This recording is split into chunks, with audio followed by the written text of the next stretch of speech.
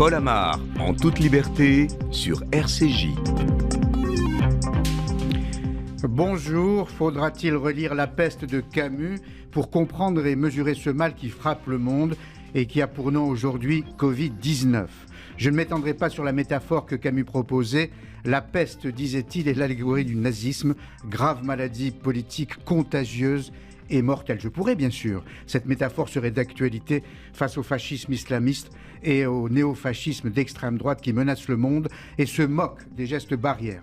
Mais ce n'est pas l'objet de l'émission. Je me limiterai donc à l'aspect médical de cette nouvelle peste et à ses conséquences sanitaires, psychologiques et économiques. Conséquences redoutées, tant le nouveau variant Omicron inquiète et déroute.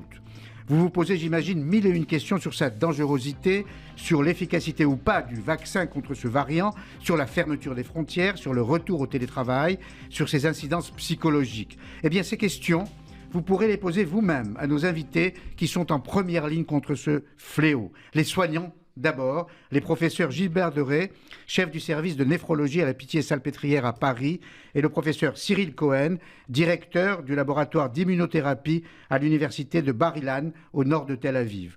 La psychologue Sabine Mulko, l'économiste Gilles Belaïch et un professionnel du tourisme, Charles Zibelman.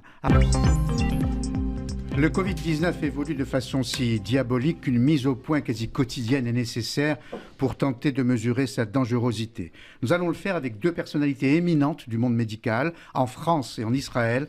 En France, avec le professeur Gilbert Deray, chef du service de néphrologie à la Pitié-Salpêtrière. Bonjour, professeur. Bonjour. Merci d'être là. En Israël, avec le professeur Cyril Cohen, directeur du laboratoire d'immunothérapie à l'université de Bar-Ilan, à Ramat Gan, au nord de Tel Aviv. Il nous rejoindra dans quelques minutes. En tout cas, merci à tous deux d'être avec nous. Vous nous direz si les gouvernements ont eu raison de réagir ainsi à cette cinquième vague en prenant parfois des mesures drastiques comme Israël, Églantine Delalleux. Moins d'un mois après sa réouverture, l'État hébreu a interdit l'entrée des ressortissants étrangers sur son territoire pendant 2 semaines.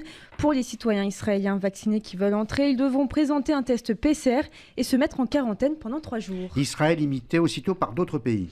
Le Maroc a décidé de suspendre tous les vols en provenance de l'étranger, tout comme le Japon. L'Australie a quant à elle décidé de reporter de 2 semaines la réouverture de ses frontières. Rappelons que cette île continent est complètement fermée depuis plus de 20 mois. Et en France, la détection de 9 cas du variant Omicron a incité le gouvernement à réagir assez vite. Et oui, une hausse des cas de contamination de 60% en une semaine. Face à cette inquiétude, le gouvernement pourrait prendre de nouvelles mesures. Il faut que nous prenions les décisions qui s'imposent face à une situation qui est ce qu'elle est. Et en conséquence, le président de la République a décidé de convoquer un nouveau conseil de défense et de sécurité nationale sur la crise sanitaire pour voir s'il y a lieu de prendre des mesures complémentaires dès lundi. Face à un taux d'incidence sans précédent chez les 6-10 ans, le ministre de la Santé a annoncé ce matin sur France Info la possible ouverture de la vaccination à tous les enfants d'ici le mois de janvier. La Haute Autorité de Santé a déjà proposé que nous puissions ouvrir la vaccination en priorité aux enfants de 5-11 ans qui sont à risque de faire des formes graves, parce qu'il y en a, des enfants qui ont des immunodépressions, des maladies chroniques. Donc ça, nous serions enclins, nous pourrions l'ouvrir à compter de la mi-fin décembre lorsque nous recevrons les doses de vaccin. Et sur les enfants de 5 à 11 ans qui ne sont pas à risque de formes graves, la Haute Autorité de Santé ne s'est pas encore prononcée, elle a besoin d'un peu plus de temps, auquel cas nous ouvrirons la vaccination aux enfants probablement au début du mois de janvier, de façon progressive et facultative. Du côté des hôpitaux, la pression augmente. Un patient est admis en réanimation toutes les 10 minutes. Aujourd'hui, 6 millions de Français éligibles n'ont toujours reçu aucune dose. Et cette inquiétude est partagée par de nombreux pays.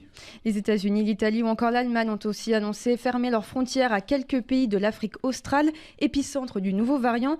Le secrétaire général de l'ONU, Antonio Guterres, a parlé de décisions punitives et a dénoncé une forme d'apartheid à l'égard de l'Afrique. Les Pays-Bas n'ont quant à eux pas encore adopté de nouvelles mesures malgré la présence du variant sur leur territoire. Merci Églantine. Alors, professeur Gilbert Deray, que pensez-vous de ces mesures ?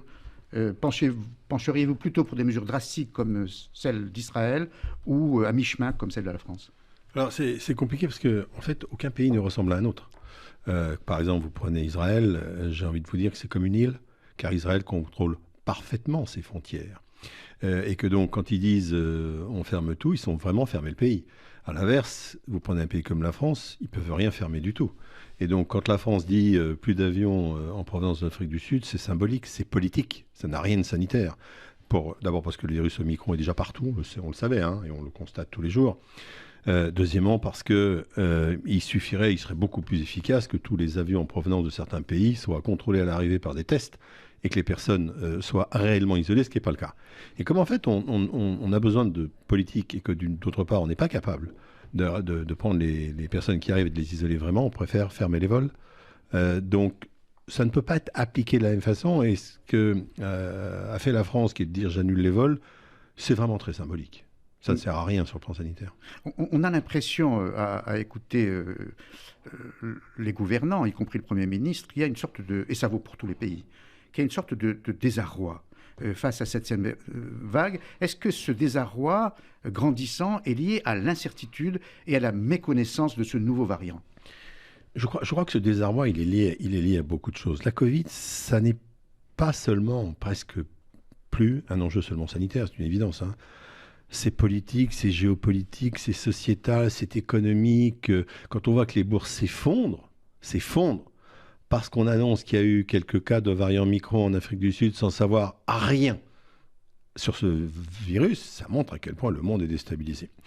Ça reflète aussi le fait que, à 18 mois plus tard, il y a une absence totale de solidarité qui fait que lorsqu'il se passe quelque chose, c'est comme un effet d'aile de papillon. On a peur. On a peur parce qu'on ne se soutient nulle part. Prenez Omicron. Omicron, c'est le résultat de quoi ? C'est d'abord le résultat de l'absence de solidarité et de générosité. C'est d'abord parce que les vaccins n'ont pas été faits dans ces pays. C'est d'abord parce qu'on se fout totalement de ce qui se passe ailleurs que de chez nous. Donc le secrétaire général de l'ONU a raison. Il a raison. Et que nous, on fera la 36e dose quand ils n'en auront pas une seule. Et s'il y a une leçon qu'il faut tirer, c'est celle-là. Votre propos est dur à l'égard des gouvernements, notamment occidentaux, malgré une certaine générosité de la part de la France qui a donné pas mal de vaccins, de doses. Non, il est malheureusement, je suis très triste, mais il est malheureusement extrêmement réaliste. Nous avons administré plus de 7 milliards de doses de vaccins et nous avons des pays, il n'y en a quasiment aucune. On sait tous ce qui se passe en Afrique. COVAX, qui est un programme qui est censé, vous savez, réunir des dons et des vaccins, est un échec total. Oui, les gouvernements font des effets d'annonce, mais globalement, quand vous regardez ce qu'on a fait, on n'est pas bon, on est mauvais, c'est dramatique. Si je vous ajoute à ça que les programmes d'aide pour la tuberculose et le HIV, au passage, ont été descendus et moins bien faits parce que l'Occident, les pays riches, les pays dits développés et dits civilisés se sont repliés sur eux-mêmes, vous avez une idée du décor. C'est ça le décor. Et une des leçons de la Covid, c'est que malheureusement, au lieu de déclencher une sorte de générosité mondiale, si ce n'est parce que ça devrait être le cas au moins par la raison, on sait très bien que ce sera tous ou personne. Ce sera tout le monde sauvé ou personne. Et ce que nous disons depuis le début, un variant viendra des zones qui n'ont pas été protégées. Et je ne sais pas si ce sera l'Omicron, mais il y en aura un. Merci en tout cas pour ces premiers propos, professeur Deray. Le professeur Cyril Cohen nous a rejoint. Vous êtes en direct d'Israël. Je rappelle que vous êtes le directeur du laboratoire d'immunothérapie à l'université de Bar-Ilan, au nord de Tel Aviv. Merci beaucoup d'être avec nous. Alors, vous n'avez pas entendu le propos liminaire du professeur Deray, vous venez de nous rejoindre, mais nous insistions sur le désarroi des gouvernements face à ce nouveau variant Omicron, désarroi lié en partie à l'incertitude et au côté aléatoire et la méconnaissance. Est-ce que c'est aussi votre sentiment, professeur Cyril Cohen ? Oui, bonjour à tous. Bonjour, professeur Deray. Écoutez, ce que nous, on voit aujourd'hui, c'est, je dirais, de la préoccupation, mais peut-être pas du désarroi. C'est-à-dire qu'on regarde 3 facteurs essentiels en ce qui concerne ce variant, comme les autres variants, la contagiosité, les données qu'on a, on est en contact aussi avec nos homologues sud-africains. Apparemment, il serait beaucoup plus contagieux. La question, c'est de savoir combien, 30, 50%, ou peut-être il y en a qui parlent de 500%, ce qui serait énorme comparé au Delta. Mais quoi qu'il en soit, nous pensons qu'il est très contagieux. La deuxième chose, c'est la maladie en elle-même. Les données que l'on a, qui nous viennent aussi bien de l'Afrique du Sud, mais aussi des quelques patients que l'on a en Israël, ne sembleraient pas indiquer une maladie qui est foncièrement plus grave. Il y a même des voix qui disent qu'elle serait peut-être moins grave, mais ça, je crois qu'il faut attendre. Et la troisième chose, évidemment, c'est les vaccins. Alors, on a des estimations initiales, mais c'est vraiment trop tôt pour donner une conclusion définitive. Nous avons bon espoir qu'il y ait une protection partielle des vaccins, mais là, une fois de plus, combien de temps après la vaccination? Nous avons démontré au monde qu'après 5-6 mois, après les 2 premières doses, le vaccin avait beaucoup moins d'efficacité en ce qui concerne les contaminations contre, par exemple, le variant Delta. Donc là, on reste prudent. On espère que d'ici 1 semaine, 10 jours, nous aurons vraiment un peu plus d'éléments de réponse. Est-ce qu'Israël a eu raison de fermer ses frontières, de prendre une mesure aussi drastique? Oui. Je le pense et je crois qu'Israël a, je veux dire, même si ça, je dirais, ça nous chagrine comparé, ou lorsque je pense aux touristes qui devaient venir, etc., nous, on a appris de notre première, je dirais, expérience avec, je vous ramène en février-mars 2020, où en fait ce qui s'était passé grâce à la fermeture, et ça c'est l'avantage qu'Israël a, on a juste un point d'entrée.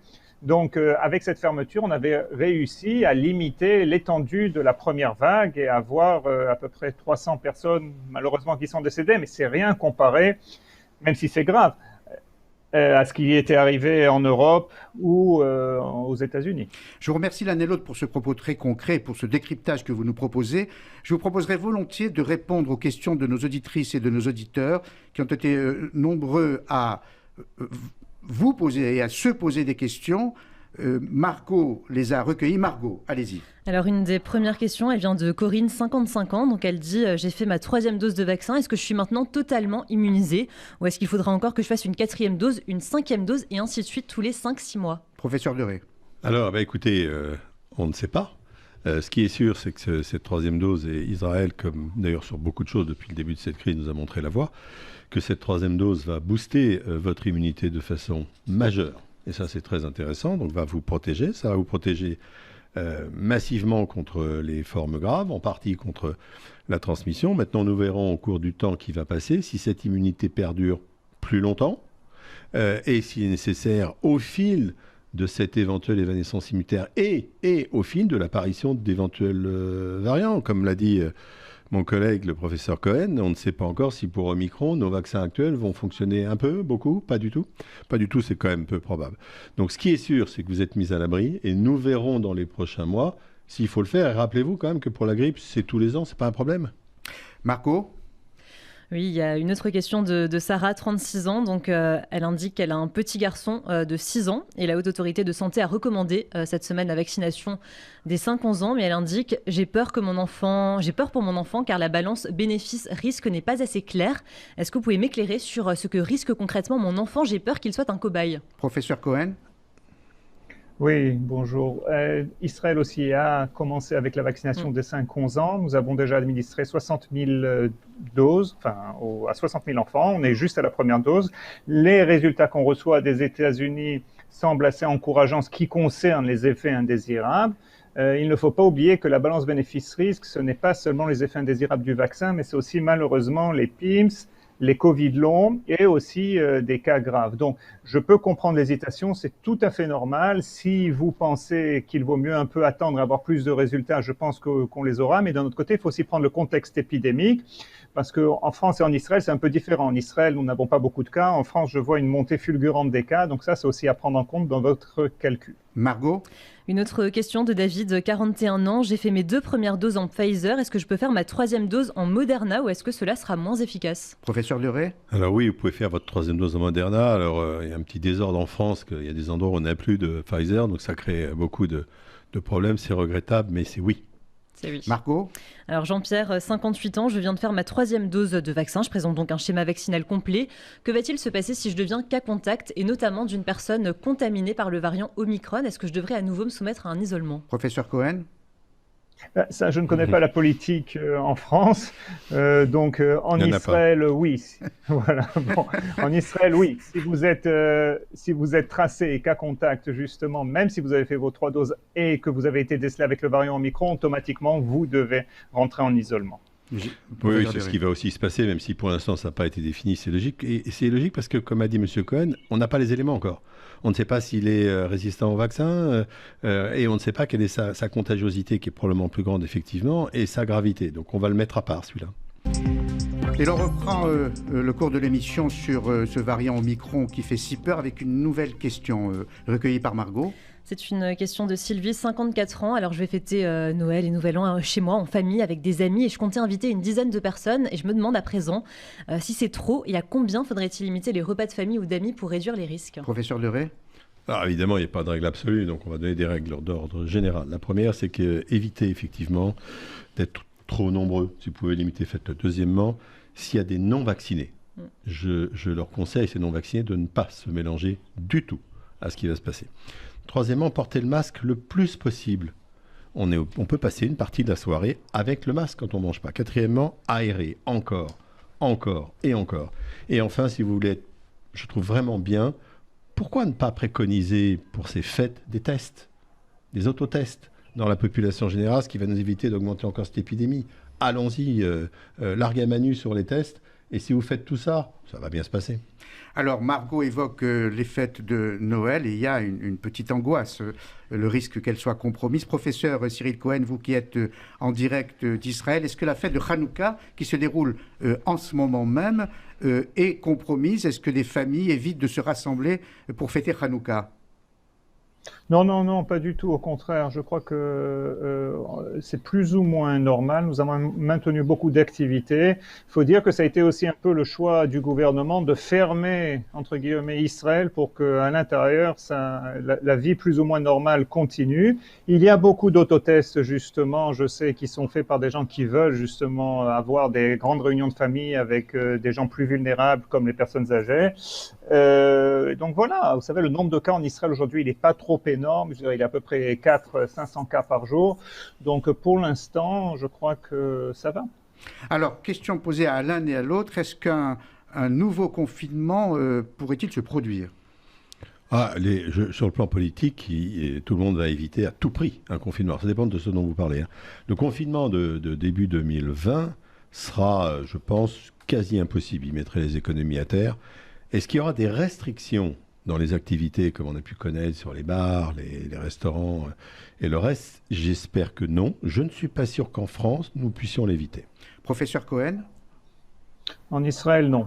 Ça je vous dis de la manière la plus directe, même lors d'échanges que j'ai eu par exemple avec le Premier ministre, etc., il y a quelques semaines, quelques mois même, je veux dire, même quand on était à la base, avec une montée du variant Delta, Israël a voulu préserver quand même une espèce de vie normale et c'est ce qui s'est passé, donc nous n'avons pas du tout confiné et nous avons misé justement sur la 3e dose qui a été exécutée assez rapidement en Israël. Gardez la main, professeur Cohen, pourquoi ne pas rendre la vaccination obligatoire? Je suis contre la vaccination obligatoire personnellement, ça c'est mon avis, parce que je crois que chaque patient ou chaque personne a le droit, entre guillemets, sur son corps, et donc je peux comprendre des gens qui hésitent, bien que moi je suis pour la vaccination, mais je crois que là il y a une question éthique qu'en Israël on n'est pas prêt de franchir, et je vous parle aussi bien au nom de plusieurs spécialistes et même de la directrice de la santé publique qui s'est exprimée comme cela hier par exemple. Professeur Deray? Au nom des libertés, j'y suis favorable, car je pense que c'est le virus qui tue les libertés et pas le vaccin, qu'on a maintenant une sécurité qui me paraît excellente, et je ne crois pas qu'on va pouvoir accepter que 10% de la population entrave les libertés de 90%. Professeur Deray, professeur Cohen, restez avec nous. Le thème suivant va vous intéresser. Le professeur Deray, au tout début de cette émission, a insisté sur les conséquences économiques, mais aussi psychologiques, sociales de cette pandémie. Et précisément, Sabine Mulco nous a rejoint. Bonjour Sabine Mulco. Bonjour. Vous êtes psychologue, hypnothérapeute. Votre présence là est utile parce que vous allez nous permettre de mesurer ces autres conséquences moins visibles, souvent moins perceptibles, ces conséquences psychologiques provoquées notamment par les premiers confinements et par la distance sociale imposée. C'est un impact psychologique qu'on ne peut pas nier, Laurence Goldman. Oui, l'épidémie de Covid-19 a eu des conséquences importantes sur la santé mentale des Français. De plus en plus de personnes souffrent d'anxiété. Selon une étude de Santé publique France publiée en février dernier, en février 2021, 23% des Français se sont dit victimes d'anxiété. Un chiffre cependant en baisse par rapport à mars 2020, lors du premier confinement extrêmement strict. On s'en souvient, 27% des personnes interrogées disaient éprouver des troubles anxieux. Ces derniers mois, les angoisses et les violences intrafamiliales ont été exacerbées. Et selon les chiffres publiés lors des assises de la santé mentale et de la psychiatrie au mois de septembre, ce serait désormais un Français sur 5 qui serait sujet à un trouble psychique, soit 13 millions de personnes. À noter que l'anxiété concerne toutes les catégories sociales et toutes les classes d'âge. La crise sanitaire a ainsi aggravé la situation chez les jeunes, notamment chez les étudiants victimes d'isolement en raison de la fermeture des universités.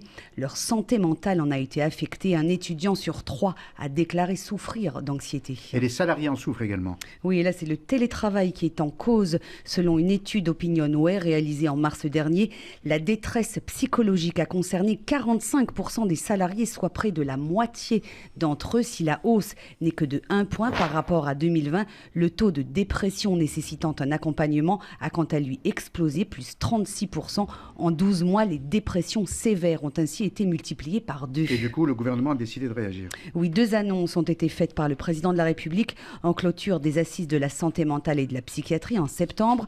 Tout d'abord, le remboursement par l'assurance maladie dès le mois de janvier prochain des consultations de psychologues pour les enfants, et ce dès l'âge de 3 ans. 800 postes vont par ailleurs être créés dans les centres médico-psychologiques, les CMP, qui bénéficieront d'une enveloppe de 80 millions d'euros. Le gouvernement entend également agir sur le volet prévention des troubles psychiques, avec notamment la création d'une maison des adolescents dans chaque département, ou encore l'augmentation des effectifs dans les centres médico-psychologiques à destination des adultes. Sabine Mulco, ces mesures vous paraissent-elles appropriées ? Elles sont nécessaires mais pas suffisantes. On a entendu une maison des jeunes par département. Les jeunes, notamment les adolescents, sont en train d'exploser. Ça se passe très très mal. Ils n'ont plus envie de travailler. Ils ont perdu tous leurs repères. Et on sait très bien que le cerveau d'un adolescent n'est pas terminé. On sait très bien qu'ils ont des conduites à risque et qui sont expliquées maintenant de façon neurologique. Donc, les jeunes vont très mal. Ces mesures, elles sont vraiment pas suffisantes. On a besoin aussi que les parents soient suivis. Faire consulter un enfant, c'était 3 ans l'âge.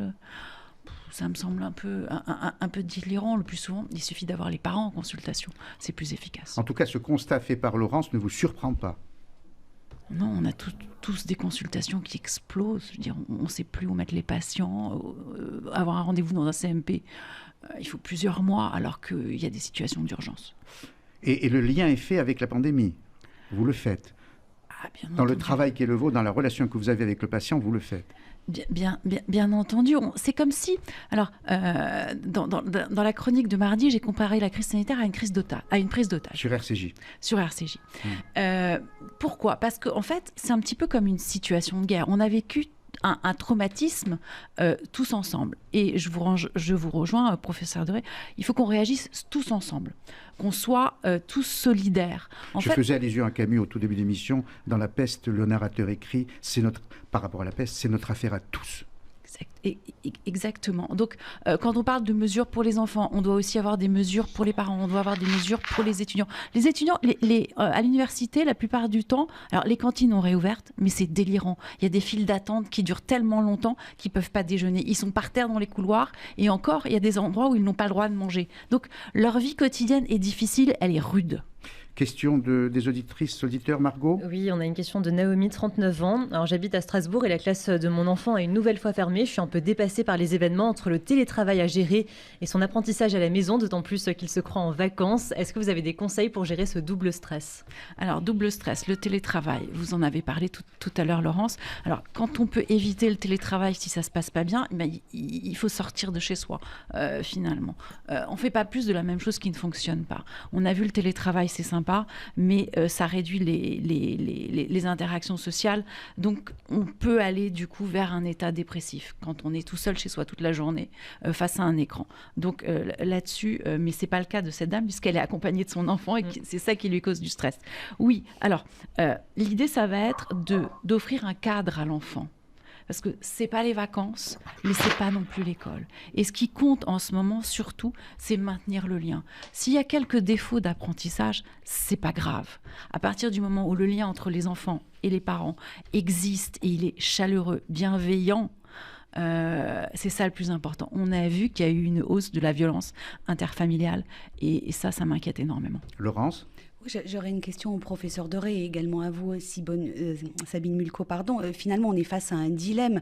D'un côté, garder les enfants à la maison, ça a des conséquences sur leur santé mentale, des violences intrafamiliales, ça cause du stress aux parents. Donc, il vaudrait mieux les renvoyer à l'école, ce qui est fait. Et en même temps, on les renvoie à l'école et c'est le risque de surcontamination. Donc, on a l'impression qu'il n'y a pas de solution, professeur Doré.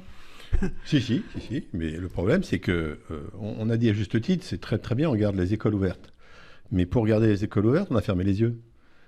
Et on a fait comme s'il n'y avait pas de contamination. Et évidemment, l'histoire nous a rattrapés, on explose les contaminations. Bien sûr qu'on veut garder les enfants à l'école, c'est absolument crucial. Mais pour les garder à l'école, il faut des mesures. Et on n'a fait ni les tests, car il n'y a pas de tests, 180 000 tests par semaine pour les 600 000 prévus, alors qu'il y a 12 millions d'élèves, c'est donc 0. Et comme il n'y a pas de test, on laisse les enfants aller là-bas, et ensuite, on est complètement noyé et perdu. Donc, pas de test. Alors que si on avait fait comme en Israël, je ne sais pas si M. Cohen est toujours avec nous, moi j'ai des amis là-bas, je l'espère, qui m'expliquaient que, à une période, je ne sais pas si vous le faites encore, avant d'aller à l'école, les parents faisaient un autotest à la maison. Si le test était négatif, vous aviez le droit d'entrer à l'école. S'il était positif, vous n'y alliez pas. Imaginez que ce soit fait en France, ce n'est pas demain matin, je vous le dis tout de suite. Ajoutez à ça, pas d'aération, des classes surchargés. Et vous avez un drôle de situation en France. Les enfants sont les seuls non protégés de la communauté nationale. Qui autoriserait aujourd'hui à se réunir par 30 dans une salle, 8 heures par jour, non aérée? Personne. Qui oserait mettre 30 personnes à la cantine? Personne. Et les enfants, on a le droit. Et vous savez pourquoi? Parce que le mantra a été « c'est pas grave, ils ne seront pas malades ». Grave erreur. Sabine? Je rejoins le professeur Doré. On fait comme si les enfants comptaient pas et on les envoie à l'école. J'ai un petit peu l'impression qu'on les envoie à l'école pour s'en débarrasser. Donc, ils devraient être testés et ça serait beaucoup plus simple. De plus, les enfants ont besoin de jouer en extérieur et on sait il faut que les enfants aillent dehors et voient la lumière naturelle. Ça va être très, très important pour leur développement, surtout qu'ils sont restés à la maison de longs mois l'année dernière. Professeur Cyril Cohen, si vous êtes toujours avec nous, le professeur Doré a évoqué l'exemple israélien qui a fait preuve, je dois vous le dire ici, de pas mal d'éloges de la part aussi bien des experts que des médias. C'est si rare, Israël critiqué parfois sur tous les domaines, sauf sur celui-ci. Alors justement, Israël, il y a eu un comportement exemplaire dans cette lutte contre l'épidémie. Est-ce que vous avez noté tout de même les incidences psychologiques dont on parle ici en Europe ? Oui, nous les avons notés, peut-être pas à la même fréquence, une fois de plus, c'est pas mon domaine, mais quoi qu'il en soit, nous savons qu'il y a eu quand même des répercussions sur nos enfants. Ça a été aussi une des raisons pour lesquelles, par exemple, on avait décidé au mois de septembre, malgré, je dirais, un fort taux de cas, d'ouvrir nos classes. Et comme le professeur Doré l'a mentionné, justement avoir des autotests et même des tests quotidiens dans certaines classes, etc. pour, je dirais, permettre une routine qui est tellement bonne pour la santé, je dirais, mentale de nos enfants. Et une autre chose, évidemment, c'est aussi la vaccination des 5-11 ans. Je veux dire, on a parlé beaucoup du côté sanitaire, mais je connais beaucoup de parents qui veulent faire ou qui vaccinent leurs enfants justement contre ces dégâts psychologiques, pour ne pas les couper de l'école, pour qu'ils puissent aller en classe. On continuera, vous resterez avec nous quand on évoquera, Sabine Mulcault, les incidences économiques aussi, parce que la déprime économique peut provoquer une déprime psychologique. Mais dans les quelques minutes qui nous restent avec les professeurs Cohen en Israël et Doré en France, je voudrais évoquer un aspect tout à l'heure évoqué lui-même par le professeur Doré. Vous n'avez pas entendu, professeur Cohen, quand Gilbert Doré a mis l'accent sur l'absence totale de solidarité entre le Nord et le Sud, a dit que les gouvernements occidentaux n'ont pas été généreux à l'égard notamment des pays africains. Que pensez-vous de ce constat? Est-on aujourd'hui dans le chacun pour soi au niveau des États? Je ne sais pas si on est dans le chacun pour soi. Bon, on va dire que vous avez des pays qui ont fait déjà 3 doses. Et on a d'autres pays, malheureusement, qui n'ont pas fait aucune dose, quoi, qui n'ont pas fait de dose. Et c'est un combat qui est global. Vous savez, si on ne vaccine pas suffisamment, il y aura plus de variants, et puis ces variants reviennent vers nous comme des boomerangs. C'est pour ça que je pense sincèrement qu'on doit donner le plus accès aux vaccins à tous les pays possibles, parce que sans cela, on va se retrouver, vous savez, on va pouvoir faire une 5e ou une 6e dose, mais on va se retrouver avec un variant justement qui va arriver de pays qui ne sont pas vaccinés. Et on l'a vu avec le variant breton, enfin le B1640 il y a 3 semaines. Maintenant le variant Omicron, il nous arrive d'Afrique. Professeur Deray. Ah ouais, je suis extrêmement sensible à cela. Je pense que cette crise ne sera pas résolue sans une prise de conscience absolument mondiale. Et d'ailleurs, c'est un événement, je crois, c'est un événement qui est unique, c'est un événement qui est politique, géopolitique, sanitaire, appelez-le comme vous voulez. Mais s'il n'y a pas cette prise de conscience, alors, moi je l'ai écrit récemment, on va vers l'abîme. Je le pense sincèrement, on va vers l'abîme. Et d'ailleurs, c'est assez extraordinaire parce que cette générosité, soyons pas dupes, elle n'a jamais eu lieu envers les pays du Sud. On donne ce qu'on peut, mais pas beaucoup quand même globalement. Et la Covid est une occasion extraordinaire pour que le monde comprenne qu'il n'est qu'un. Et après tout, la Covid, c'est pas très différent de l'écologie, c'est pas très différent du réchauffement climatique. Et c'est exactement la même problématique. Le monde se sauvera tous ensemble, ou pas du tout. Et pour l'instant, c'est clair, c'est pas du tout.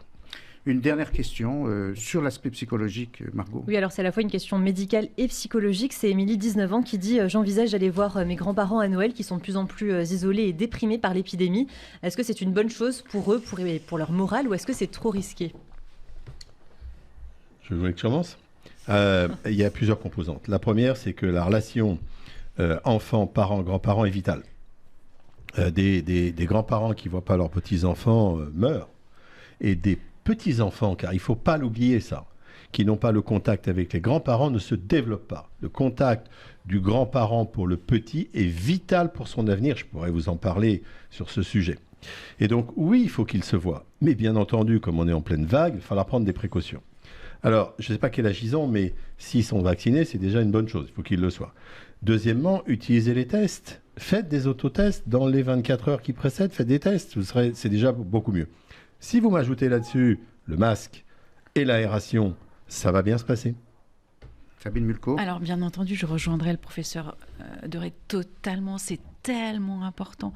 Les grands-parents ont été privés de leurs enfants et leurs petits-enfants pendant tellement longtemps. Et pour les petits-enfants, c'est primordial, c'est essentiel d'avoir des interactions avec des gens qui ne sont qu'amour, gentillesse et bienveillance, bien entendu. Alors, mais on tient surtout les mesures sanitaires, c'est hyper important.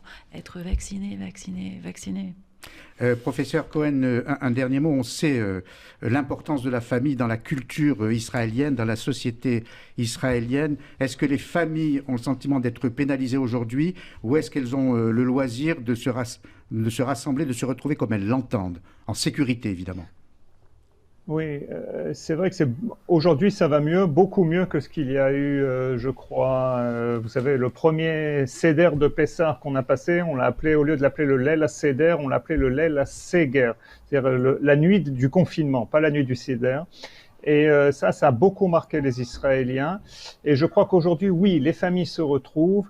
On a la chance en Israël, voilà, je vous parle, je suis à l'extérieur, il fait 23 degrés, on a la chance de pouvoir, je dirais, se voir en terrasse, faire des événements, faire des tests avant ces événements, même pour Hanouka. Je crois que tout le monde est beaucoup plus sensible à ce qui est en train d'arriver. Et une fois de plus, c'est très important, la fibre familiale nous permet de surmonter beaucoup de difficultés. Même la Covid-19. Vous nous taquinez là, 23 degrés à Tel Aviv, il fait à peine quelques degrés ici à Paris, ici en France. Merci beaucoup, professeur Cyril Cohen, d'avoir passé quelques minutes avec nous pour RCJ et bonne fête de Hanouka. Merci. Professeur Gilbert Deray, pour vos propos si précis et parfois si sévères. On les a bien entendus. Sabine Mulco, vous restez quelques instants avec nous quand on accueillera Gilles Belaïch, économiste, et Charles Zilberman, professionnel du tourisme et du voyage, pour nous parler évidemment des conséquences psychologiques de cette pandémie. A tout de suite. Paul Amar, en toute liberté, sur RCJ. Et l'on ouvre le troisième volet de cette émission sur l'épidémie, sur le Covid-19, volet économique, les conséquences économiques de cette pandémie, avec deux invités en direct d'Israël. Vous aurez bien compris qu'on fait l'aller-retour entre Israël et la France, parce qu'Israël, je l'ai dit tout à l'heure, a servi en quelque sorte de modèle dans cette lutte contre la pandémie. Gilles Belaïch, bonjour. Vous êtes économiste, vous êtes président de Financial Group. Et Charles Zilberman, bonjour. Vous êtes professionnel du tourisme et du voyage. Avant de vous entendre tous deux, des précisions de Laurence Goldman sur l'impact économique de la pandémie. En mars 2020, le monde entier se confine sous l'effet de la pandémie. Le PIB baisse de 6,6% dans la zone euro et de 7,9% dans l'Hexagone. Mais depuis, l'économie française a repris des couleurs et a redémarré plus vite et mieux que prévu. Contrairement aux prévisions initiales, le PIB tricolore a retrouvé son niveau d'avant la crise dès le troisième trimestre de cette année. Si le PIB français reste stable au quatrième trimestre, la croissance sur l'année 2021 sera ainsi de 6,6%. Les autres indicateurs sont tout aussi rassurants. L'emploi a dépassé ses niveaux de 2019 et le moral des ménages est resté stable au mois de novembre. Il faut dire que si le premier confinement a totalement paralysé les circuits économiques, les deux confinements qui ont suivi ont été plus légers et surtout adaptés, tirant les leçons des expériences précédentes. Et vous l'avez dit, la crise sanitaire a provoqué des pénuries dans certains secteurs de production. Oui, ce sont principalement 3 secteurs qui sont concernés et pas des moindres. Tout d'abord, celui des matériaux de construction, bois, acier, plastique. Les approvisionnements sont ralentis et les prix sont en hausse, ce qui a des répercussions directes, notamment dans les magasins d'ameublement et de bricolage. Les jouets sont également moins nombreux dans les magasins pour Noël. Les commerçants déplorent des manques de stock. Et puis dans le secteur automobile, la crise sanitaire a eu aussi des conséquences sur la production. Les concessionnaires enregistrent des retards de livraison de plusieurs mois sur les voitures neuves. Enfin, le matériel informatique largement fabriqué en Asie subit également de plein fouet les effets de la pandémie mondiale. Merci Laurence. Alors Gilles Belaïch, vous avez une double expertise qui nous intéresse. Les économies françaises et israéliennes sont-elles menacées par l'apparition de ce nouveau variant Omicron ? Alors effectivement, on est sur un schéma dans lequel on va avoir deux structurations différentes. La partie française qui est partie sur une relance qui est assez forte et bien plus importante que prévu en termes de PIB et de croissance. Mais il faut comprendre déjà comment cette croissance naît de manière plus importante sur le territoire français. C'est essentiellement la consommation intérieure qui vient porter à bout de bras cette relance. Et surtout, c'est une surprise, le commerce extérieur français qui repart à la hausse avec des progressions qui sont vraiment significatives. Après, nous avons côté israélien un schéma dans lequel on a deux paramètres importants qui viennent expliquer aussi que finalement tout n'est pas si grave et au contraire on reprend des couleurs. Le schéma dans lequel on a un shekel fort, une monnaie qui n'a jamais été aussi forte et qui rentre dans le palmarès des monnaies les plus fortes dans le monde, des valeurs refuges, un peu comme le yen il y a quelque temps. Et puis le deuxième paramètre aussi qui est très important, la grande vivacité des acteurs de la nouvelle technologie en Israël. On rappelle très rapidement un chiffre pour montrer l'importance de ce secteur dans l'économie israélienne. L'année dernière, il s'est échangé pour 24 milliards de dollars de titres de sociétés start-up israéliennes en 2020. En 2021, uniquement pour le premier semestre, 18 milliards d'acquisitions de titres proviennent de l'étranger et sont injectés dans l'économie israélienne. C'est le signe réel que nous avons affaire à quelque chose de durable et qui relance l'économie israélienne. Et on le voit, tous les paramètres sont au vert, sauf un paramètre cyclique qui est l'inflation. Alors, en France, le président du MENEF a récemment dit « Ne pleurons pas avant d'avoir mal ». Est-ce qu'on risque de pleurer bientôt ? Je pense qu'en réalité, on a un cycle d'apprentissage par rapport au Covid et par rapport à Omicron. Évidemment qu'on risque de souffrir, surtout si on est sur des schémas de confinement, mais très sincèrement, bien moins que ce que l'on a toujours eu jusqu'à maintenant. On a des mécanismes qui existent, qui sont très chirurgicaux d'un point de vue sectoriel. On a l'habitude maintenant de passer au travers, on s'est organisé avec le télétravail et un certain nombre d'actions. Plus de vaccins, au final de l'opération, on pense qu'on va bien moins pleurer que ce qu'on a eu pendant les premières vagues. Alors, je ne sais pas si vous avez eu la possibilité d'écouter toute l'émission, mais on a décidé d'avoir sur cette question une forte interactivité avec nos auditeurs, et Margot Siffer les a recueillis. Alors, quelques questions vous sont destinées, Gilles Belaïch. Alors, il y a Patrick, 55 ans, qui dit « Je suis restaurateur, mes fins de mois sont difficiles. Est-ce que l'État aura encore les moyens, comme lors des précédents confinements, de soutenir mon secteur d'activité ? Je ne sais pas comment je vais tenir le cas échéant. »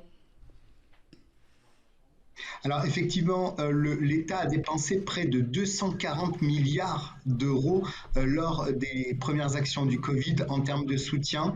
Et on peut se demander aujourd'hui comment on peut encore dépenser et encore, mais in fine, la relance est là. L'économie perdure et en fait l'État français a décidé en septembre 2021 de continuer à aider, mais de manière beaucoup plus chirurgicale. C'est-à-dire que toutes les compagnies qui sont des compagnies de tourisme, d'événementiel, dans le secteur pétrolier ou dans la consommation de détail ou dans les centres commerciaux, en fait, on va faire autant, si ce n'est plus, mais plus chirurgical, donc normalement plus efficace et moins une vanne ouverte à outrance, quels que soient les secteurs. Et on a vu que malheureusement, il y a eu beaucoup d'abus et c'est ce que recommande d'ailleurs la Cour des comptes. Margot ?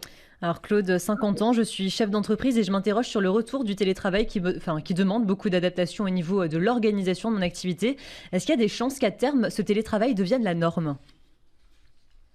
Oui, effectivement, on va se retrouver avec des comparatifs comme on les connaît aux États-Unis ou en Australie ou dans d'autres pays occidentaux où le télétravail n'est plus qu'un effet qui permet de résorber un problème de confinement, mais qui est en train de s'ouvrir. On a vu de très grandes compagnies comme Peugeot ou Renault en France qui ont décidé au total d'organiser le télétravail de telle manière à réduire de près de 40% leurs bureaux et leurs surface de bureau pour pouvoir être organisé en télétravail, plus d'outils, plus de moyens, mais a priori même de manière pérenne, puisque finalement le télétravail, c'est un succès quand on prend un peu de recul.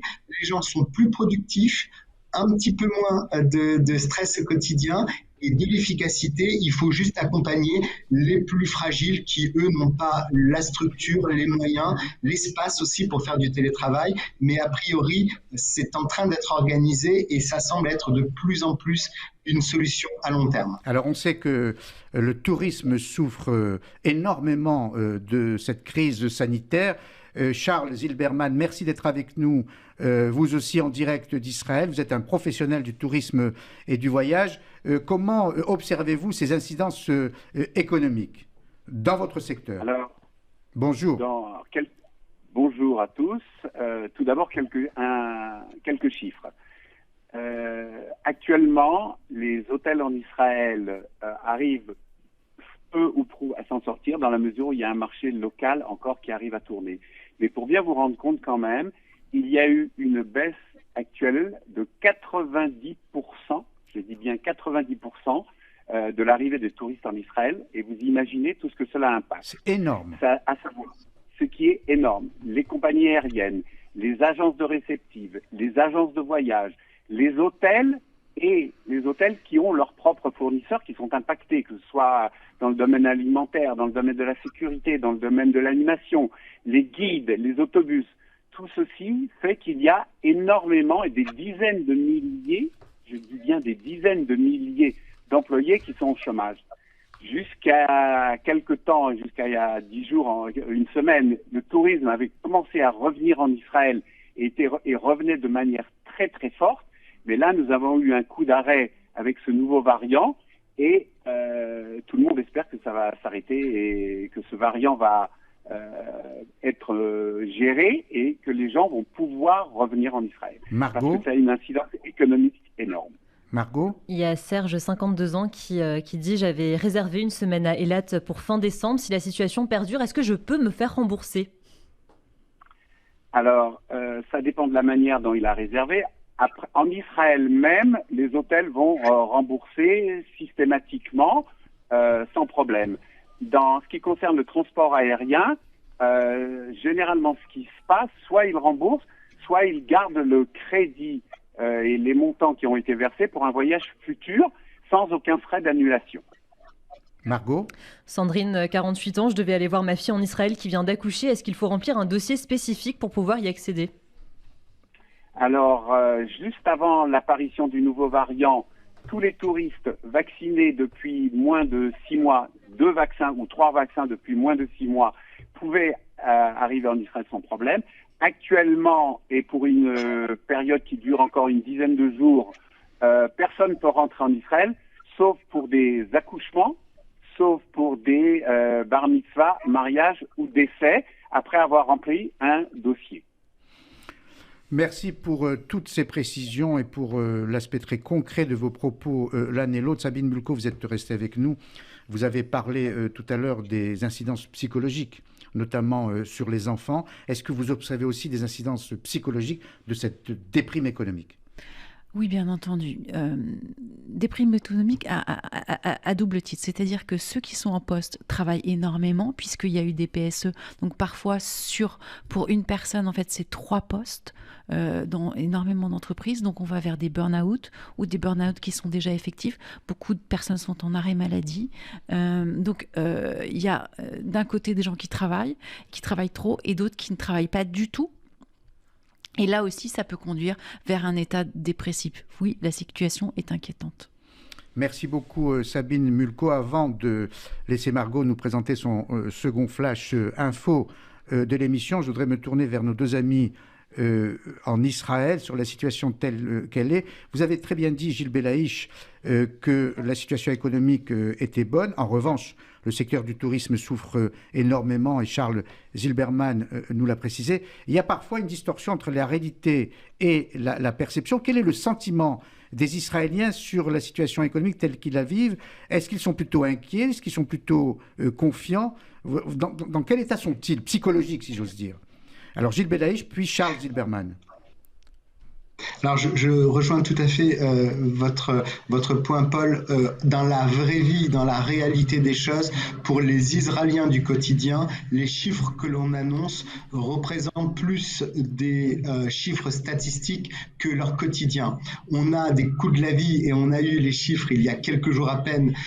Tel Aviv est la ville la plus chère au monde en termes de coût de la vie, donc je ne parle même pas d'immobilier, avec des salaires qui sont à peu près dans le 14e rang de l'OCDE en termes de pouvoir d'achat. Donc l'Israélien moyen va se retrouver avec des difficultés de vie importantes.